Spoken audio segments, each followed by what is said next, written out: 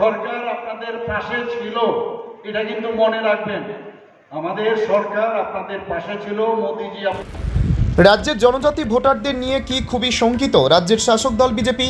যদি তা না হয়েই থাকে তাহলে কেনই বা ব্রু ভোটারদের সরকারের প্রতি কৃতজ্ঞ থাকার জন্য বারবার আকুতি মিনতি জানালেন মুখ্যমন্ত্রী ডক্টর মানিক সাহা? কেনই বা ব্রু ভোটারদের কপাল থেকে শরণার্থীর তকমা চিরতরে মুছে দিতে ডাবল ইঞ্জিন সরকারের ঢাক পেটানোর পাশাপাশি বিরোধী দলগুলোর তীব্র সমালোচনা করলেন। দীর্ঘ প্রায় ৪৫ মিনিটের ভাষণে মুখ্যমন্ত্রী যতবার ব্রু ভোটারদের সরকারের প্রতি কৃতজ্ঞতা থাকার কথা স্মরণ করিয়ে দিলেন, তাতে মনে হয় আগামী দিনে রাজ্যের পাহাড় দখলে ব্রু ভোটারদেরই সবচেয়ে বেশি প্রাধান্য দিতে চলেছে রাজ্যের শাসক দল। রবিবার ছিল কৌশল বিকাশ যোজনার প্রশিক্ষণ প্রাপ্ত ব্রু যুবক যুবতীদের বিভিন্ন টুল কিট প্রদানের দ্বিতীয় পর্যায়ের রাজ্যভিত্তিক অনুষ্ঠান। দুপুর ১২টা নাগাদ অমরপুর আনন্দধারা টাউন হলে এই অনুষ্ঠানের আনুষ্ঠানিক উদ্বোধন করেন রাজ্যের মুখ্যমন্ত্রী ডক্টর মানিক সাহা।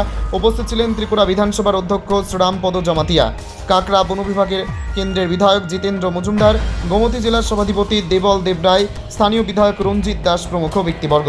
উদ্বোধকের ভাষণে মুখ্যমন্ত্রী মানিক সাহা বলেন, দীর্ঘ ৩৫ বছর ধরে বিরোধী দল রাজ্যের ক্ষমতায় থাকলেও ব্রুদের জীবন ছিল দুর্বিষহ।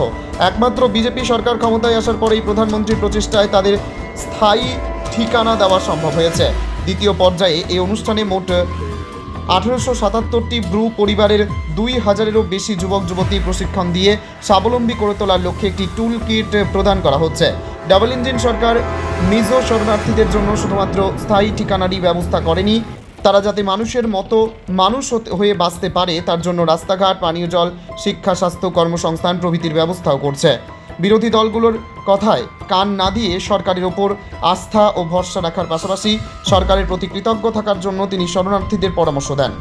আমরা সবাই জানি, এর আগেও সরকার ছিল, ৩৫ বছরের সরকার আমরা দেখেছি, কিন্তু আমরা সবাই জানি ব্রু যারা এই মিজোরাম থেকে এসছে তাদের কি দুর্বিষহ অবস্থা ছিল আমরা সবাই জানি। কিন্তু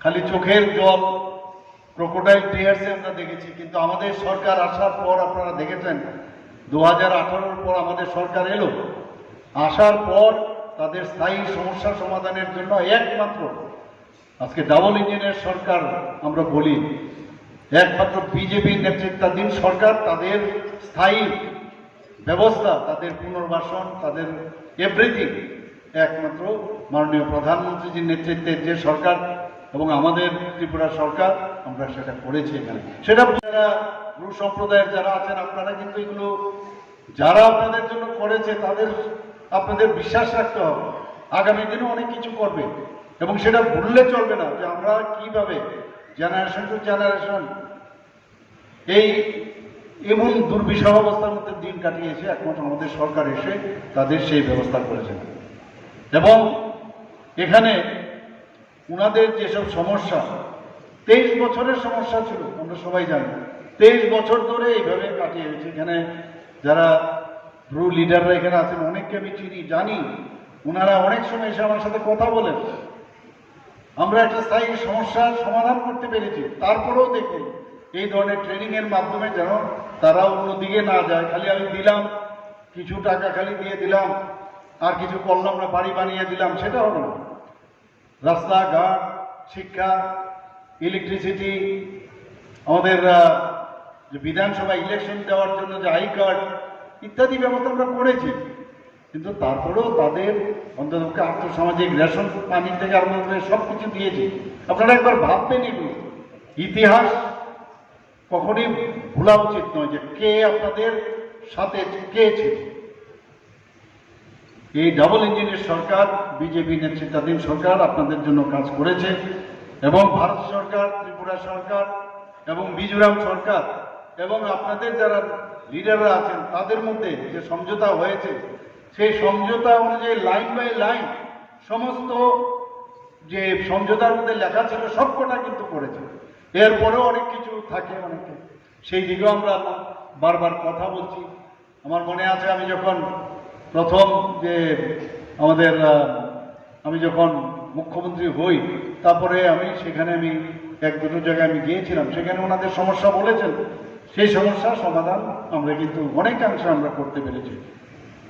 আজকে যে প্যাকেজ দিয়েছে তাতে করে আমরা আবাসন, পানীয় জল, বিদ্যুৎ, রাস্তা, স্বাস্থ্য, শিক্ষা এবং অন্যান্য যে মৌলিক যে পরিষেবা সেটাকে নিশ্চিত করার পাশাপাশি জীবন জীবিকার জন্য কিন্তু আমরা প্রতিদিন কাজ করে চলছি। আজকে এখানে দেখুন, আমরা এর আগেও শ্রীলঙ্কাতে করেছিলাম, আজকে দ্বিতীয় পর্যায়ে করছি, এইভাবে কন্টিনিউয়াস চলবে। প্রতিটা পরিবারে যেন স্থায়ী তাদের আর্থসামাজিক উন্নয়ন হয় এবং মানুষের মতো মানুষ হয়ে বেঁচে থাকতে পারে, সেই যে একটা হিউম্যান টাচ আমাদের সরকারের সেটা কিন্তু রয়েছে।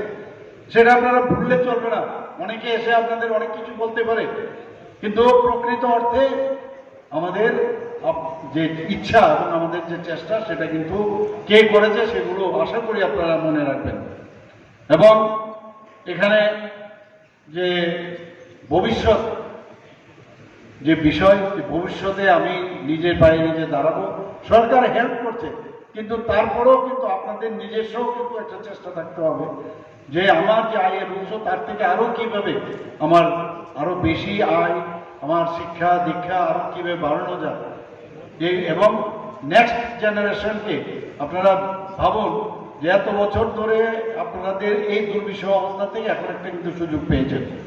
তো আমার মনে হয় যে এই ধরনের যে স্কিল ডেভেলপমেন্টের মাধ্যমে যেভাবে পুনর্বাসন দেওয়া হচ্ছে, আগামী দিন আমাদের যে ছেলে মেয়েরা তারা নিশ্চয়ই সেই সুযোগের সদ্ব্যবহার করবে। আমি যখন এখানে ঢুকছিলাম আমি দেখছিলাম বিভিন্ন যে স্টলগুলো এখানে লাগানো হয়েছে এবং বিভিন্ন স্টলে দে ওয়ার ভেরি হ্যাপি যে না, আমরা যে কাজ করছি, কাজের এই যে ট্রেনিং নিয়েছি তাতে করে আমাদের অনেক সুযোগ সুবিধা হয়েছে। এটা তো সবাইকে তো আর দেখানো যাচ্ছে না, কিন্তু এক একটা যেসব যে আমাদের লিস্ট আছে কোন কোন জায়গার মধ্যে স্কিল যে ডেভেলপমেন্ট করা হবে, কয়েকটা খালি এখানে দেখানো হয়েছে।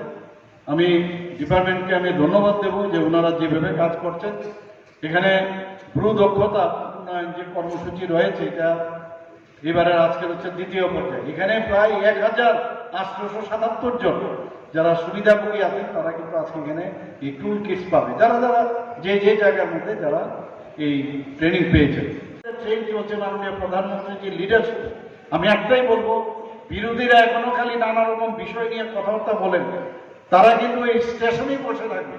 আর যে স্পিডে বন্দে ভারত এখন চলছে, ওই টাটা বাই বাই করবো, ওরা স্টেশনেই বসে থাকবে। আর আমাদের যে ট্রেন গন্তব্যস্থলে 2047 সেখানে পৌঁছে যাবে এবং সেখানে বিকশিত ভারত সেটা হবে। এবং আর যারা টুল কিট এবং ড্রাইভিং লাইসেন্স ইত্যাদি যারা পেয়েছেন, আমি তাদেরকে আবারও আন্তরিক অভিনন্দন এবং শুভেচ্ছা জানাচ্ছি।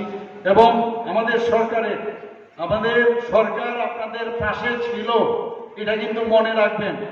আমাদের সরকার আপনাদের পাশে ছিল, মোদিজি আপনাদের পাশে ছিল, আগামী দিনও আপনাদের, ভবিষ্যতেও আপনাদের থাকবে।